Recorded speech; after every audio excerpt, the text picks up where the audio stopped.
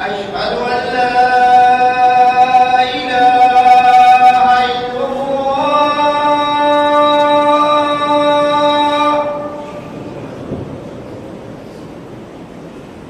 أشهد أن لا إله إلا الله.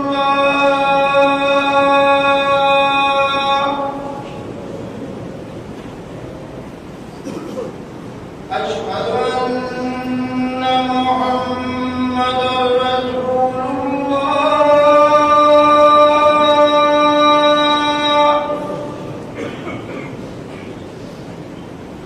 أشهد أن محمدًا رسول الله.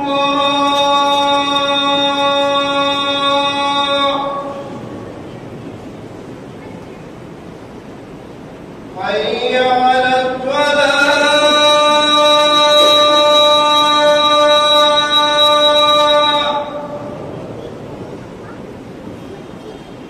حي على الفلاح.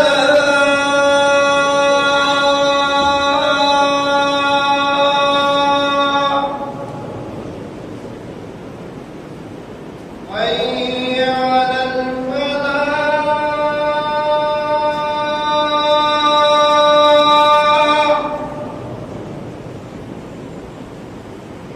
حي على الفلاح.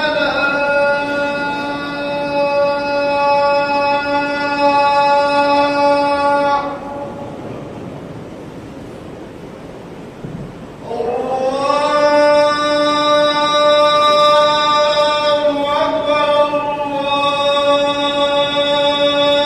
الله أكبر. لا إله إلا الله.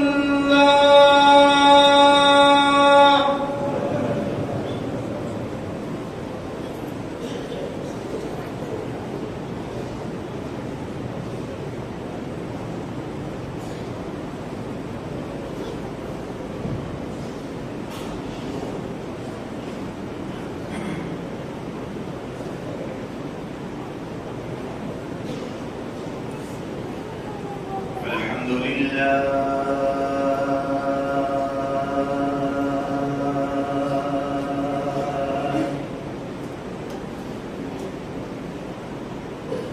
الحمد لله نحمده ونستعينه ونستغفره ونعوذ بالله من شرور أنفسنا ومن سيئات أعمالنا. من يهده الله فلا مضل له ومن يضلل فلا هادي له. وأشهد أن لا إله إلا الله وحده لا شريك له. وأشهد أن محمدًا عبده ورسوله صلى الله عليه وآله وسلم. أما بعد فإن خير الحديث كتاب الله وخير الهدي هدي محمد صلى الله عليه وآله وسلم. وشر الأمور محدثاتها وكل محدثة بدعة وكل بدعة ضلالة وكل ضلالة في النار.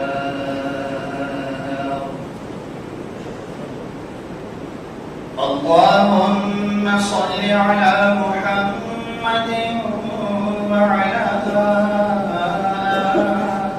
آل محمد. كما صليت على إبراهيم وعلى آل إبراهيم إنك حميد مجيد اللهم بارك على محمد وعلى آل محمد كما باركت على إبراهيم وعلى آل إبراهيم إنك حميد مجيد أما بعد فأعوذ بالله من الشيطان الرجيم بسم الله الرحمن الرحيم قال فبما أغويتني لأقعدن لهم صراطك المستقيم ثم لآتينهم من بين أيديهم ومن خلفهم وعن أيمانهم وعن شمائلهم ولا تجد أكثرهم شاكرين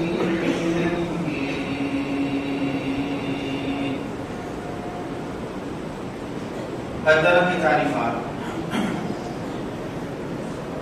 حمد و ثنا عظیم کی ہوتی ہوئی ہے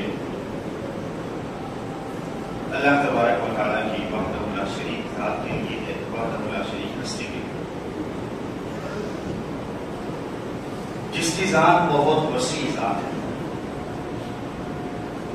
اور وہ ہر اعتبار سے ہر طرف کی وسعتوں کا اکیلا ہی مالک ہے۔ ربنا وسعت كل شيء رحمة وعلما، اس کی رحمت بھی اس کی تمام مخلوقات کو گھیرے میں لیے ہوئے ہے، وسیع ہے، اس کا علم بھی اس کی تمام تر مخلوقات کو گھیرے میں لیے ہوئے ہے، اس کا رزق، اس کی مغفرت، اس کی ذات، اس کی صفات، اس کی بادشاہ، ہر چیز وسیع ہے،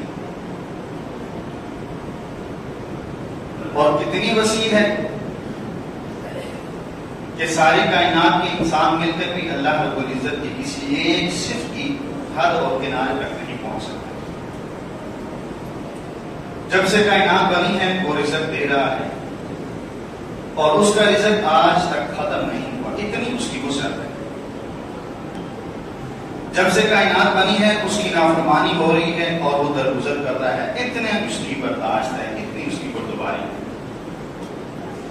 وہ ہر اعتبار سے اپنی ہر طرح کی صفات میں وسیع ہے، ہر طرح کی تعریفات اللہ تبارک و تعالیٰ کے لیے۔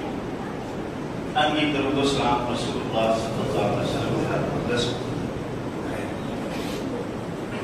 پچھلے جمعہ المبارک میں میں نے آپ کے سامنے یہ بات عرض کی تھی کہ شیطان نے کہا کہ میں ان کی دائیں جانب سے آؤں گا، ان کو نیکی سے روکوں گا، اور اگر یہ نیکی کر لیں گے تو ان کی نیکی کو ضائع کروا دوں گا، اور دین کے نام پر ان کو ایسی نیکیوں میں ملوث کر دوں گا جو حقیقی طور پر نیکی نہیں ہوگی۔ پھر اس نے کہا وعن شمائلہم، یا اللہ میں نے آدم کو سجدہ نہیں کیا اور تو نے مجھے سجدہ نہ کرنے کی وجہ سے راندہ درگاہ کر دیا، جنت سے نکال دیا، مردود بنا دیا۔ میں اب اس کی نسل کو لا احتانی کرنا ذریتہ ہوں، اس کی نسل کو گمراہ کرنے کے لیے، بگاڑنے کے لیے ان کی بائیں جانب سے بھی آؤں گا۔ ما یلفظ من قول الا لدیہ رقیب عتید، دائیں بائیں دونوں طرف فرشتے موجود ہیں، جب بھی اس کے منہ سے کوئی جملہ نکلتا ہے، کوئی بات نکلتی ہے، اگر نیکی والی بات ہے تو دائیں طرف کا فرشتہ لکھ لیتا ہے، اور اگر گناہ والی بات ہے تو بائیں طرف کا فرشتہ لکھ لیتا ہے۔ میں ان کی بائیں طرف سے آؤں گا، گناہوں کے اعتبار سے برے دوستوں کے اعتبار سے ان کو تیری نافرمانی کے اندر مبتلا کر دوں. وَأَمَّا مَنْ أُوتِيَ كِتَابَهُ بِشِمَالِهِ، جس کو اس کا نامہ اعمال اس کے بائیں ہاتھ میں ملے گا، فَيَقُولُ يَا لَيْتَنِي لَمْ أُوتَ كِتَابِيَهْ، وہ کہے گا کاش کہ مجھے میرا نامہ اعمال دیا ہی نہ جاتا. وَلَمْ أَدْرِ مَا حِسَابِيَهْ، مجھے یہ معلوم ہی نہ ہوتا کہ حساب و کتاب میں کیا ہونے والا ہے. مَا أَدْرِ مَا أَغْنَىٰ عَنِّي مَالِيَهْ، مجھے میرا مال کوئی کام نہیں آیا. اللہ کے احکامات سے غافل ہو کر، رشتہ داری توڑ کر، مسجد اللہ رب العزت کے گھر سے بے خبر ہو کر جو میں نے مال کمایا تھا، مَا أَغْنَىٰ عَنِّي مَالِيَهْ، آج وہ میرا مال بھی مجھے کوئی فائدہ نہیں دے. هَلَكَ عَنِّي سُلْطَانِيَهْ، دنیا کے اندر اپنے پیسے کے زور پر، اپنی برادری کے زور پر، اپنے خاندان کے بازوؤں کے زور پر جو میں نے عہدہ حاصل کیا تھا، اپنی پارٹی ممبران کے زور پر جو میں نے اپنی دنیا میں حکومت قائم کی تھی، هَلَكَ عَنِّي سُلْطَانِيَهْ، آج وہ میری بادشاہت بھی مجھے کوئی فائدہ نہیں دے. خُذُوهُ فَغُلُّوهُ، اللہ رب العزت فرشتوں سے فرمائیں گے اسے پکڑ لو اور اسے توق پہنا دو. ثم الجحیم صلوہ، پھر اس کو جہنم کے اندر جکڑ کر جہنم کے اندر پھینک. فی سلسلۃ ذرعها 70، اتنی لمبی لمبی زنجیریں کہ 70 ہاتھ ان کی لمبائی ہوگی، ان کے اندر اس کو باندھ دو اتنے مضبوط طریقے سے کہ یہ معمولی سی جنبش بھی نہ کر سکے، معمولی سی حرکت بھی نہ کر سکے. وَأَصْحَابُ الشِّمَالِ مَا أَصْحَابُ الشِّمَالِ، میرے رسول تجھے کیا پتا کہ ان کا کیا حال ہونے والا ہے. بائیں جانب والوں کا، جن کو ان کا نامہ اعمال ان کے بائیں ہاتھ میں ملے گا. وَأَصْحَابُ الشِّمَالِ مَا أَصْحَابُ الشِّمَالِ، میرے رسول تجھے علم نہیں ان کے ساتھ کیا ہونے والا ہے. فِي سَمُومٍ وَحَمِيمٍ، انتہائی گرم، انتہائی بدبودار، انتہائی گندی فضا کے اندر انہوں نے کھڑے ہونا ہے کل قیامت. وَظِلٍّ مِّن يَحْمُومٍ، اور ان کے اوپر جو بادل ہوں گے ان کا سایہ تو ہوگا لیکن وہ سایہ دھواندار ہوگا اور انتہائی بدبودار ہوگا، انتہائی گرم سایہ ہوگا. لا بارد ولا کریم، ان کو آج نہ تو عزت ملنے والی ہے، نہ ہی کسی جگہ پر ایک لمحے کے لیے کوئی سکون ملنے والا ہے، کوئی ٹھنڈک پہنچنے والی ہے. انہم کانوا قبل ذلک مترفین، دنیا کے اندر ہم نے ان کو بڑا منعم رکھا تھا، ان کے اوپر ہم نے اپنے انعامات کی بارش کی تھی، اولاد بھی ہم نے ان کو وافر دے رکھی تھی، مال بھی ہم نے ان کو وافر دے رکھا تھا، جائیداد بھی ان کی بڑی وسیع تھی، تعلقات بھی ان کے بڑے بڑے لمبے لوگوں کے ساتھ تھے، بڑے لمبے ہاتھ رکھنے والوں کے ساتھ تھے. انہم کانوا قبل ذلک مترفین، ان تمام نعمتوں کے باوجود انہوں نے ہمارا شکر ادا نہیں کیا، ہمارے احکامات پر عمل نہیں کیا. یہ ہیں بائیں طرف والے لوگ. وعن شمالی، یا اللہ میں تیرے اس آدم کو، اس کی نسل کو، اس کی اولاد کو بگاڑنے کے لیے ان کی بائیں جانب سے آؤں گا. پہلا میرا حملہ یہ ہوگا کہ ان کو گناہوں کے اندر ملوث کر دوں گا، اور گناہ ان کی زندگی کے اندر بے معنی ہو جائے گا، بے مفت ہو جائے گا. کہ گناہ کر رہے ہیں، اللہ کی نافرمانی کر رہے ہیں، شرک کا ارتکاب کر رہے ہیں، اللہ رب العزت کے حق پر ڈاکہ مار رہے ہیں، اور رب ذوالجلال کی وحدانیت کو للکار رہے ہیں، رب ذوالجلال کی حاکمیت کو للکار رہے ہیں. ان کے کان پر جوں تک نہیں لگے. یہ تیرے اوپر ایمان تو رکھیں گے، یہ تیری ذات کو تسلیم تو کریں گے، لیکن تیرے بندوں کو تیرے مقابلے میں لے کر آئیں گے اور اتنا تیرا مقابلہ کریں گے کہ یہ کہیں گے کہ جو رب سے نہیں ملتا وہ کسی اور سے بھی تم مانگ سکتے ہو،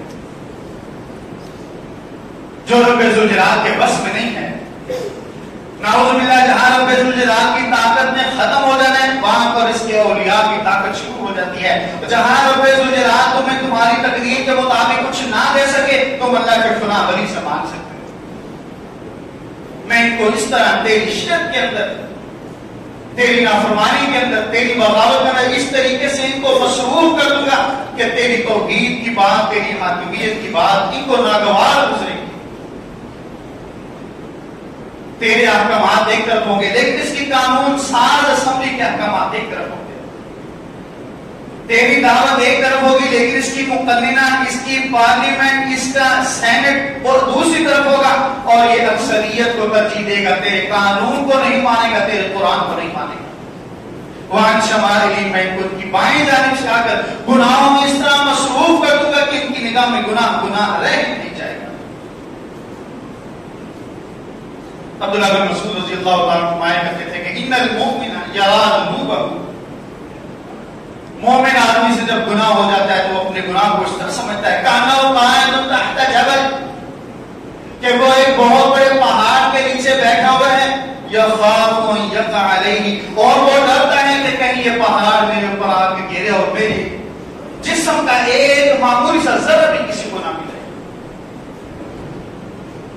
اس کا ایمان اس کو اس کے گناہوں کے بارے میں اتنا جھنجھوڑتا ہے، اس کا ایمان اس کو اس کے گناہوں کے بارے میں اس قدر خوف میں مبتلا رکھتا ہے، اس کا ایمان اللہ رب العزت کی نافرمانی سے اسے اس قدر دور رکھتا ہے کہ اگر معمولی سی نافرمانی ہو بھی جائے تو وہ اس طرح اپنے اس گناہ کو سمجھتا ہے کہ جس طریقے سے وہ پہاڑ کے دامن میں بیٹھا ہے، اوپر سے پہاڑ گرے گا اور اس کے جسم کا ایک معمولی سا ذرہ بھی کسی کو ملے گا۔ نبی علیہ السلام کی وہ حدیث مفہوم بیان کرتا ہوں، صحابیہ آگی یا چلا مجھ سے غلطی ہو گئی، یہ تزکیہ نفس تھا، یہ رسول اللہ صلی اللہ علیہ وسلم کے اولی اور منصبی فرائض میں سے یہ فریضہ تھا۔ وَيُزَكِّي، میرا رسول ایسا ہے کہ جو ان کو گناہوں کی زندگیوں سے پار کرنے والا ہے، ان کے دل کے اندر رب ذوالجلال کی محبت پیدا کرنے والا ہے، ان کے دل کے اندر اللہ رب العزت کی نافرمانی کا خوف پیدا کرنے والا ہے، میرے رسول کا یہ فریضہ ہے۔ یا رسول اللہ مجھ سے غلطی ہو گئی، نبی علیہ السلام نے اراد فرمایا کل آتا ہے، اگلے دن پھر آ گئی، یا رسول اللہ گناہ ہو گیا، نبی علیہ السلام فرمایا کل آتا، اب اس کا گناہ اس کو بیٹھنے نہیں دے رہا، اس کا ایمان اس کو چین نہیں لینے دے رہا۔ تیسرے دن آئی، یا رسول اللہ آپ یہ سمجھ رہے ہیں کہ شاید میں کوئی ایسی عجیب بات کر رہی ہوں کہ جو میرے اندر عیب نہیں ہے، یا میں کوئی اپنی جان کی دشمن ہوں، یا رسول اللہ میں نے ایک گناہ کا ارتکاب کیا، اس کی وجہ سے میں امید سے ہو گئی۔ نبی علیہ السلام نے فرمایا تم واپس چلی جاؤ، جب یہ تمہارے پیٹ کے اندر جو بچہ ہے جب یہ جنم حاصل کر لے گا، جب اس کی ولادت ہوگی پھر میرے پاس آ۔ وہ آتی ہے، کس تکلیف کے اندر ہوتی ہے اس وقت عورت کہ جب وہ اپنے بچے کو جنم دیتی ہے، 9 ماہ تک سنبھالتی ہے، سنبھالنے کے بعد اس کو بھی جنم دیتی ہے، اللہ تعالیٰ اسے نئی زندگی عطا کرتا ہے، پھر وہ بیٹا اس کو پالتی ہے، پوستی ہے، جوان کرتی ہے، پھر اس کا بوڑھا باپ اس کو اس کے بازو بن کر اسے سمجھاتے ہیں کہ فلاں جگہ پر میرا پیسہ ہے، فلاں جگہ سے انکم آنی ہے، فلاں جگہ دے رہی ہے۔ جب یہ جوان ہو جاتا ہے کہتا ہے میرے باپ کو تو سمجھ ہی نہیں۔ جب یہ جوان ہو جاتا ہے تو ماں کو کہتا ہے میں آپ کو نہیں پتا حالات بدل گئے، تیری ماں تیرے رونے کو سمجھتی تھی کہ اس کو بھوک لگی ہے، تیری ماں تیرے رونے کو سمجھتی تھی کہ اس کو جسم میں تکلیف ہے، تیری ماں تیرا رونا سمجھتی تھی کہ اس کو نیند آ رہی ہے۔ اس وقت تو تیری ماں تیری ساری باتیں سمجھ آتی تھی، اب جب تو بولنے والا ہو گیا اب تیری ماں تیری بات نہیں سمجھتی۔ ولادت ہو گئی بچے کی، یا رسول اللہ میں آ گئی، گود میں بچہ ہے، نبی علیہ السلام نے فرمایا جب یہ روٹی کھانے لگ جائے پھر اب 9 مہینے کے عرصے میں اس نے سکون حاصل نہیں کیا، 9 مہینے میں وہ بے چین ہے کہ کوئی ایسا موقع ہے، کون سا لمحہ ایسا ہوگا کہ میرے اس گناہ کا خمیازہ دنیا میں ہی ادا ہو جائے، میں رب ذوالجلال کے یہاں سرخرو ہو جاؤں، رب ذوالجلال کے یہاں مجھے اس گناہ کا سامنا نہ کرنا پڑے۔ دیکھنے والا کوئی نہیں ہے، اسے روکنے والا بھی کوئی نہیں تھا، اور اسے رسول اللہ صلی اللہ علیہ وسلم کے پاس بھیجنے والا بھی کوئی نہیں تھا، لیکن اس کا نفس لوامہ جو تھا، جو نفس اسلام نے زندہ کر دیا تھا، جس نفس کو اسلام نے جھنجھوڑا تھا، اس کو بیدار کر دیا تھا، اس نفس نے اس کو سکون نہیں لینے دیا، اس نفس نے اس کو چین نہیں لینے دیا۔ نبی علیہ السلام کے پاس آ گئی ہے، ہاتھ میں بچے کے روٹی کا ٹکڑا ہے، نبی علیہ السلام نے بچہ کی صحابی کو دے دیا، فرمایا اس کو لے جاؤ اور اس کو ناف تک زمین کے اندر گاڑ کر اس کو سنسار کرنا ہے، پتھر مارنے ہیں، اس وقت خالد بن ولید رضی اللہ نے پتھر مارا، اس کے جسم سے ایک رگ پھٹتی ہے، خالد رضی اللہ کے جسم پر خون کا قطرہ گرا، خالد رضی اللہ نے اس پر کراہت کا اظہار کیا، نبی علیہ السلام نے فرمایا خالد اس نے ایسی توبہ کی تھی کہ مدینہ کے 70 بڑے گناہوں پر تقسیم کر دی جاتی تو اللہ تعالیٰ ان سب کے گناہوں کو معاف کر دیتا۔ میں اس کی نظر میں اس کے کیے ہوئے گناہوں کو بے معنی کر دوں گا، بے مقرر کر دوں گا۔ ان المؤمن یعذبہ، نبی علیہ السلام کے جلیل القدر صاحب عبداللہ بن مسعود فقیہ امت، مومن اپنے گناہوں کو اس طرح دیکھتا ہے، اس کا ایمان کے مقابلے میں اس کے گناہ اس کو ایسے لگتے ہیں کأنہ طائر تحت جبل یخاف ان یقع علیہ، اسے ڈر لگتا ہے کہ کہیں یہ پہاڑ میرے اوپر نہ گر پڑے۔ مومن اپنے گناہوں کو ایسے سمجھتا ہے کہ کہیں اس ایک گناہ کی وجہ سے میں برباد نہ ہو جاؤں۔ ہم صبح سے شام تک، شام سے رات اور رات سونے تک گناہ کرتے ہیں، کیا ہمارے دلوں کے اندر بھی یہ احساس پیدا ہوتا ہے؟ ہم تو ڈٹائی کے ساتھ کہہ دیتے ہیں کوئی نہیں، اللہ تعالیٰ بڑا بخشنے والا، اس نے 100 بندوں کے قاتل کو معاف کر دیا تھا، اس نے فاحشہ بدکاری کرنے والی، جسم فروشی کا دھندا کرنے والی خاتون کو معاف کر دیا تھا، اس کی رحمت بڑی وسیع ہے۔ رب ذوالجلال کی رحمت کی کوئی انتہا نہیں، رب ذوالجلال کو کوئی پوچھ بھی نہیں سکتا کہ تو نے اپنے اس بندے پر رحمت کیوں کی ہے، رب ذوالجلال کو کوئی پوچھ بھی نہیں سکتا تو نے اس بستی کو اپنے گناہوں کی وجہ سے ہلاک کیوں کیا۔ لیکن ان رحمت اللہ قریب من المحسنین، اللہ کی رحمت ان لوگوں کو ملا کرتی ہے جو اللہ تعالیٰ کی اطاعت و فرمانبرداری کرتے ہیں۔ وَإِنَّ الْفَاجِرَ يَرَى ذُنُوبَهُ كَذُبَابٍ مَرَّ عَلَىٰ أَنفِهِ، اور فاسق و فاجر بدکردار برا انسان اپنے گناہوں کو کیسے سمجھتا ہے؟ یَرَى ذُنُوبَهُ كَذُبَابٍ، وہ اپنے گناہوں کو اس مکھی کی طرح سمجھتا ہے، مَرَّ عَلَىٰ أَنفِهِ، اس کے نام پر آ کر بیٹھتی ہے، فَقَالَ بِهِ هَكَذَا، اپنے ہاتھ سے اس نے ایسے کر کے بڑھا دیا۔ اس کی نگاہ میں گناہ کی کوئی حقیقت ہی نہیں ہے، اور مومن کی نگاہ کے اندر گناہ ایسے ہے کہ وہ سمجھتا ہے میری ہلاکت کے لیے میرا یہی گناہ کافی ہے۔ وَعَنْ شَمَائِلِهِمْ، شیطان کا میں ان کی بائیں جانب سے آؤں گا، ان کی نظر کے اندر ان کے کیے ہوئے گناہوں کو بے معنی کر دوں گا۔ المؤمن یعمل بالطاعات، حسن بصری رحمۃ اللہ علیہ فرماتے ہیں کہ مومن نیکیاں کرتا ہے، اللہ کی اطاعت کرتا ہے، اللہ کی فرمانبرداری کرتا ہے، اللہ تعالیٰ کے احکامات پر چلنے کی کوشش کرتا ہے، اور فرمایا ہوا مشفق واجل خائف، ان تمام نیکیوں کے باوجود، تمام اطاعت و فرمانبرداری کرنے کے باوجود، فرائض ادا کرنے کے باوجود، وہ مشفق، وہ ڈر کے اندر مبتلا رہتا ہے، وہ خوف میں رہتا ہے، وہ اللہ رب العزت کے بارے میں پریشان رہتا ہے کہیں میرا کوئی ایک ایسا عمل نہ ہو جو میری ساری نیکیوں کو برباد کر دے۔ وہ مشفق واجل، اس کا دل بے چین ہے، خائف، وہ اپنے رب سے ڈرتا ہے کہیں میرا کوئی منہ سے نکلا ہوا بول ایسا نہ ہو کہ میرے سارے گناہ، میری وہ ایک بول میری ساری نیکیوں کو برباد کر دے۔ اور امام حسن بصری رحمۃ اللہ نے فرمایا والفاجر یعمل بالمعاصی، فاسق و فاجر انسان اللہ کی نافرمانی کرتا ہے، وہ آمین، لیکن اسے اللہ رب العزت کی نافرمانی کرنے کے بعد اللہ کے عذاب کا معمولی سا خدشہ بھی نہیں ہوتا۔ یہ پہلا اس کا حملہ ہے بائیں جانب سے کہ میں ان کی نظر میں ان کے گناہوں کو بے وقت کر دوں گا، بے معنی کر دوں گا۔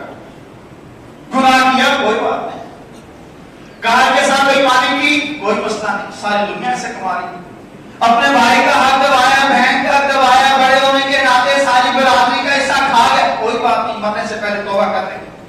بچوں کی شادیاں کی دوبارہ تعظیم و تمدن کے ساتھ، عیسائیوں والے تعظیم و تمدن کے ساتھ، ہندوؤں والے تعظیم و تمدن، یہودیوں کے تعظیم و تمدن کے ساتھ، بے دین کرانا میں کی، مرنے سے پہلے معافی مانگ لوں گا۔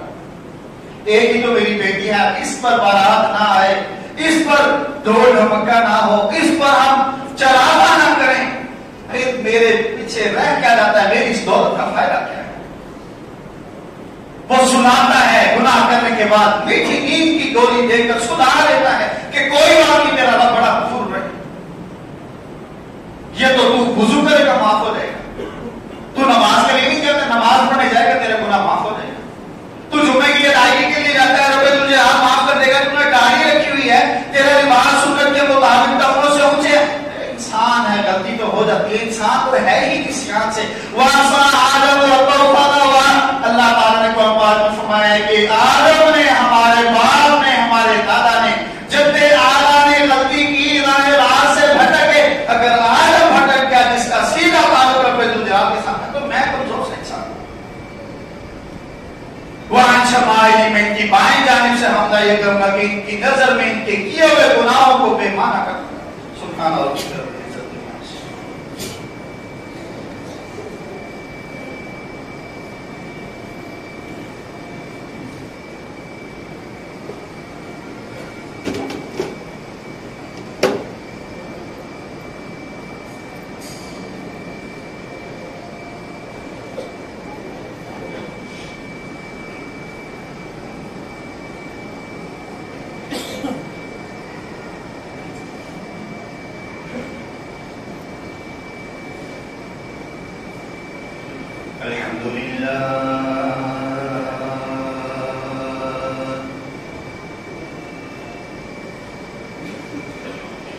الحمد لله نحمده ونستعينه ونستغفره ونؤمن به ونتوكل عليه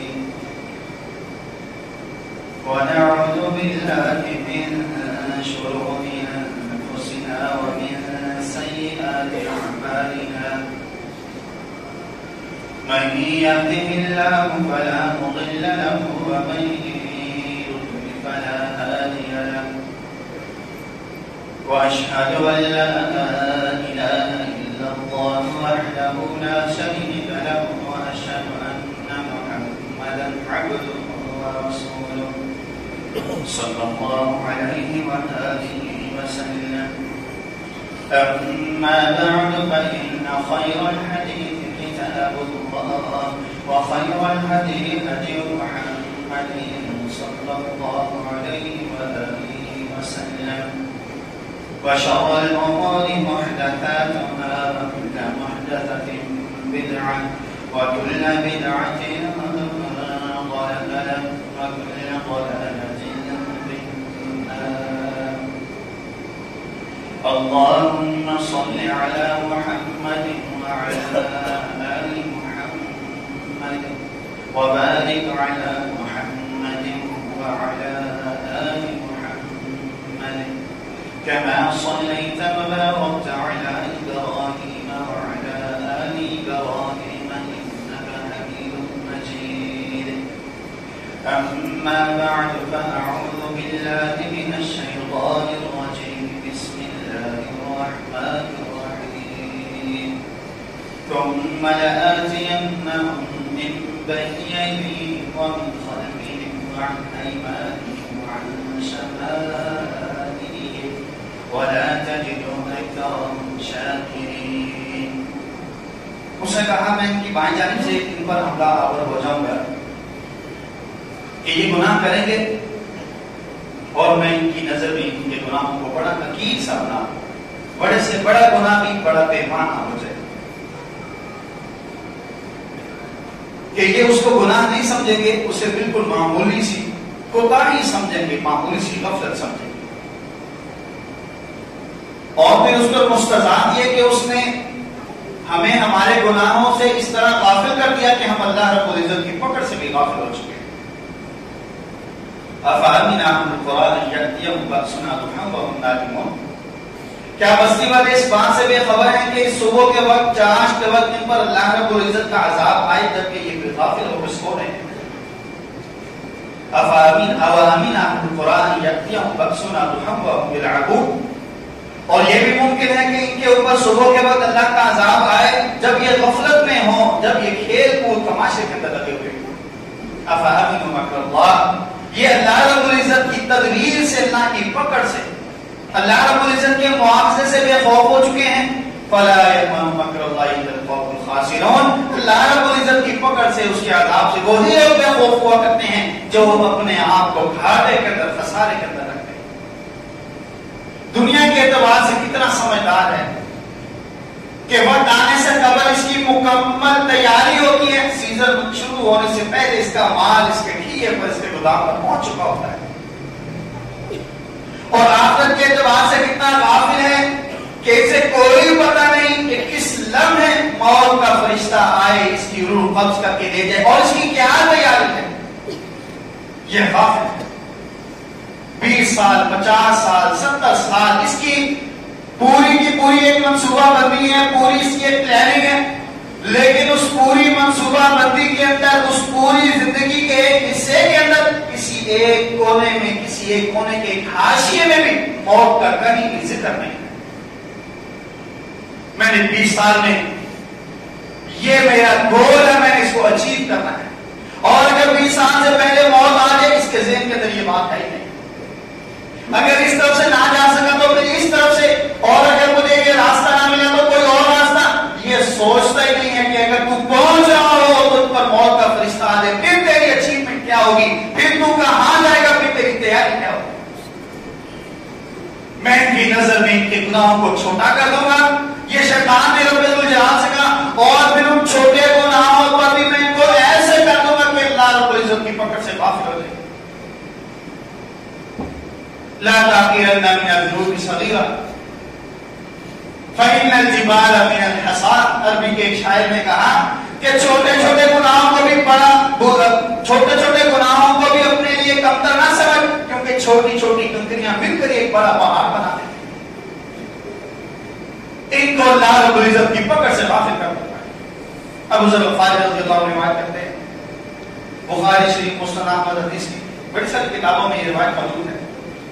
ترمذی شریف کے الفاظ آپ کے سامنے بیان کرتا ہوں، نبی علیہ الصلوۃ والسلام فرمائے انی اسمع ما لا تسمعون، میں وہ بات سنتا ہوں جو تم نہیں سن سکتے، وَأَرَىٰ مَا لَا تَرَوْنَ، میں وہ باتیں بھی دیکھ لیتا ہوں رب ذوالجلال کی طرف سے حاصل ہونے والے علم پر جو تم دیکھ نہیں سکتے۔ نبی علیہ الصلوۃ والسلام قبر کے پاس سے گزرے، خچر دیکھا، نبی علیہ السلام نے فرمایا جانتے ہو دو قبروں والوں کو؟ صحابہ دوار مجمعین کی کہانی کہ آپ سے نبی علیہ السلام فرمائے دونوں قبروں والوں کو ان کی قبروں کے اندر عذاب ہو رہا ہے۔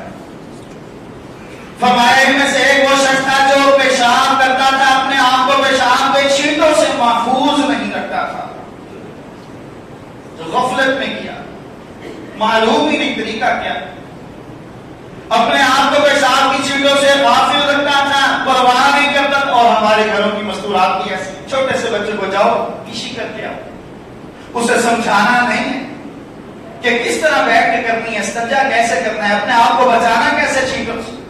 وہ بچہ پیشاب کر کے آتا ہے، اس کے پاجامے پر، ٹراؤزر پر، اس کی شلوار پر پیشاب کے چھینٹے لگے ہوئے ہوتے ہیں، ماں بھی اٹھا رہی ہے، باپ بھی اٹھا رہا ہے، دادی کی گود میں بھی ہے، چاچے کی گود میں۔ فرمایا ان میں سے ایک شخص ہوا ہے جس کو قبر کے اندر عذاب ہو رہا ہے کہ یہ پیشاب کی چھینٹوں سے اپنے آپ کو محفوظ نہیں رکھتا تھا، اور دوسرا شخص نبی علیہ السلام فرمایا چغل خوری کرتا تھا، ایک کی بات دوسرے تک، دوسرے کی تیسرے تک، تیسرے کی چوتھے تک، مسلم معاشرے کو بدعملی کا شکار کرنے والا تھا، اس معاشرے کو برباد کرنے والا تھا۔ ایک کی نگاہ کے سامنے دوسرے کی عزت کو بگاڑ دیا، دوسرے کی نگاہ کے سامنے تیسرے کی عزت کو بگاڑ دیا۔ فرمایا ان دونوں قبروں کے والوں کو کی قبروں کے اندر عذاب ہو رہا ہے، میں وہ بات بھی سن لیتا ہوں جو تم نہیں سن سکتے۔ نبی علیہ السلام فرمایا میں وہ چیز بھی دیکھ لیتا ہوں جو تم نہیں دیکھ سکتے۔ اور ایک حدیث میں ایسے بھی ہے، نبی علیہ السلام فرمایا میرا جی چاہتا ہے کہ میں رب ذوالجلال سے دعا کروں کہ قبر کے اندر ہونے والی جو اس مردے کی چیخو پکار ہوتی ہے، آہو پکار ہوتی ہے، وہ رب ذوالجلال تمہیں سنا دے، لیکن مجھے ڈر لگتا ہے تم اپنے مردوں کو دفنانا چھوڑ دو گے۔ نبی علیہ السلام سن لیا کرتے تھے، اور فرمایا کہ لو تعلمون ما اعلم لضحكتم قليلا ولبكيتم كثيرا، جو میں محمد رسول اللہ صلی اللہ علیہ وسلم جانتا ہوں، اگر تم میں سے کسی کو اس بات کا علم ہو جائے تم ہنسنا چھوڑ دو، مسلسل ہو تو روتے چلے جاؤ۔ وما تلذذتم بالنساء على الفرش، تم اپنی بیگمات کے ساتھ جن کے ساتھ تعلق رکھنا اللہ نے حلال قرار دے دیا ہے، تم ان کے ساتھ اپنے تعلق کو ترک کر دو، تم ان سے بستروں سے علیحدگی اختیار کر لو۔ وَخَرَجْتُمْ إِلَى السُّعُودَاتِ، تم ٹیلوں کی طرف صحراؤں کی طرف نکلو، تجارون الی اللہ، تم اللہ سے توبہ کرتے رہو، تم ہر وقت اللہ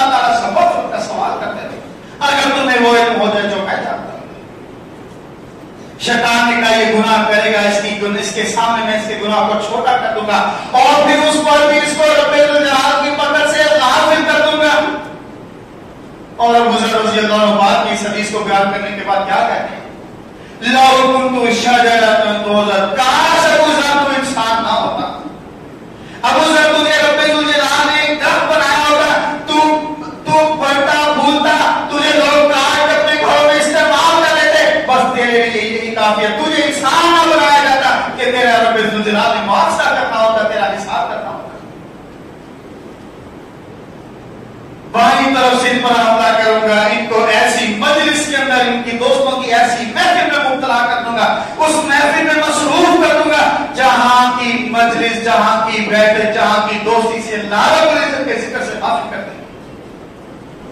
وَيَوْمَ يَعُضُّ الظَّالِمُ عَلَىٰ يَدَيْهِ يَا لَيْتَنِي اتَّخَذْتُ مَعَ الرَّسُولِ سَبِيلًا. ظالم انسان دنیا کے اندر جو ظلم کرنے والا ہے، کل قیامت کے دن اپنے ہاتھوں کو خود کاٹے گا. دنیا میں بھی آپ دیکھتے ہیں اپنا خسارہ ہونے پر انگلی منہ میں ڈال دی جاتی ہے. لوگ خودکشی کر لیتے ہیں، زہر پی لیا، اپنے آپ کو شوٹ آؤٹ کر لیا. کس بنیاد پر؟ وہ تکلیف جو اس پر دنیا کی زندگی میں آئی ہے اس کا وہ سامنا نہیں کر سکتا. لیکن اس سے کئی بڑی، کئی 100 گنا بڑھ کر تکلیف آنے والی ہے، اس کے لیے یہ غافل ہے. وَيَوْمَ يَعُضُّ الظَّالِمُ عَلَىٰ يَدَيْهِ، اپنے ہاتھوں کو کاٹ کھائے گا. یا لیتنی اتخذت مع الرسول سبیلا، کاش کہ میں نے رسول اللہ صلی اللہ علیہ وسلم کے راستے کو اپنے لیے ساتھ مستقیم سمجھا ہوتا، دائیں بائیں میں نے کسی کا رخ نہ کیا ہوتا. مجھے اس بات کی پرواہ نہ ہوتی کہ میری بیگم وہ میرے لیے کیا سوچ رکھے گی. مجھے اس بات کی پرواہ نہ ہوتی کہ کوئی مجھے رشتہ دے گا یا نہیں دے گا.